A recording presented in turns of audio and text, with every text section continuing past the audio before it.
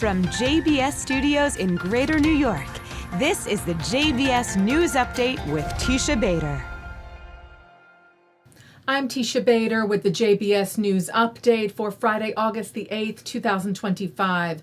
2 drones were fired within an hour of each other at Israel overnight last night, the IDF said, from the east, which usually refers to the Houthis in Yemen. Both were intercepted and no damage or injury was reported. Israeli Prime Minister Benjamin Netanyahu's office said today that the Security Cabinet has approved the Prime Minister's proposal for defeating Hamas, saying, according to this new plan, the IDF will prepare for taking control of Gaza City while distributing humanitarian assistance to the civilian population outside the combat zones. And said the cabinet adopted the 5 principles for concluding the war, which are the disarming of Hamas, the return of all the hostages, the living and the deceased, the demilitarization of the Gaza Strip, Israeli security control in the Gaza Strip, and the establishment of an alternative civil administration that is neither Hamas nor the Palestinian Authority, saying that a decisive majority of Security Cabinet ministers believed that the alternative plan that had been submitted to the cabinet would neither achieve the defeat of Hamas nor the return of the hostages.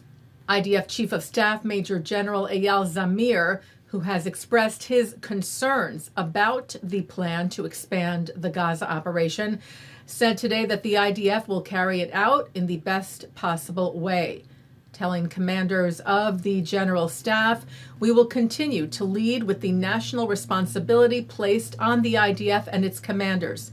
In the coming days, the IDF will deepen operational planning with professionalism while maintaining the security of the forces and long-term endurance. All this is aimed at creating the conditions for the return of the hostages and the collapse of Hamas rule." The American Jewish Committee shared its response to the cabinet decision, saying today, given Hamas's intransigence in hostage and ceasefire negotiations and the failure of the international community to impose sufficient pressure on the terrorist organization, the AJC fully recognizes the extraordinary challenges facing Israel in determining its next steps. Still, the profound risks posed by a full military takeover of Gaza City cannot be overlooked. AJC shares the deep apprehension expressed by many Israelis, hostage families, and Israeli military leaders that the Israeli Security Cabinet's decision to proceed with a full military takeover of Gaza City could endanger the lives of the remaining hostages and may well lead to substantial casualties among both Israeli soldiers and Palestinian civilians, and called for maximum pressure to be placed on Hamas to agree to a hostage release and ceasefire agreement. Hamas captivity survivors and families of the hostages set up a tent in front of Defense Minister Yisrael Katz's home tonight to protest the cabinet decision, which they fear will put the fate of the hostages still held in Gaza in jeopardy. The 50 hostages who remain held by terror group Hamas and other Palestinian terror groups in Gaza have now been captive for 672 days. The IDF, together with the Shin Bet, said it carried out a series of targeted eliminations of terrorists in Gaza today, also destroying terror infrastructure, including rocket launchers, as well as coordinating aid for Gaza civilians, with 72 aid pallets containing food airdropped in cooperation today with the United Arab Emirates, Jordan, Germany, Belgium, France, and for the first time, the Netherlands. The IDF also eliminated a senior Syrian terrorist, a member of the Popular Front for the Liberation of Palestine in Syria today, and eliminated the intelligence chief of terror group Hezbollah's Radwan force in southern Lebanon.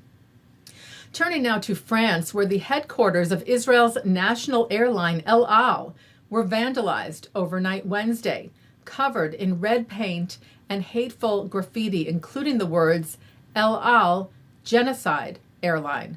Israel strongly condemned the attack, the foreign ministry calling on the French government to bring the perpetrators to justice and ensure the safety of the company's staff and offices, writing, "The anti-Semitic attacks in France must be dealt with the utmost severity, and more must be done to combat this poisonous disease."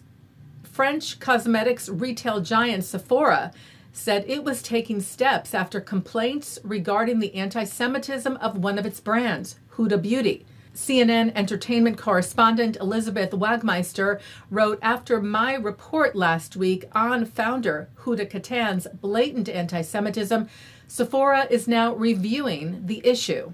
Katan had shared a video with millions of followers last month on TikTok claiming that Israel was behind World War I, World War II, 9/11, and October the 7th. TikTok removed the post. Sephora said earlier this week, "We recognize that comments from one of our brand partners have raised concerns and want to be clear. Promoting hate, harassment, or misinformation does not align with our values or code of conduct. We take this matter very seriously and can confirm we are actively reviewing this issue internally, including working with the brand." Taking a look now at our programming for tonight on JBS for Friday, August the 8th. Live Shabbat services are coming up at 6 o'clock from New York City's Central Synagogue, followed by Shabbat services from the Hampton Synagogue. At 8:30, Justin Pine speaks with author Gila Fine on Jewish insights, exploring the holiday of Tu B'Av. At 9:30, Abigail Pogrebin speaks with author and spiritual teacher Yiscah Smith. At 10, I speak with social media star Miriam Izagui.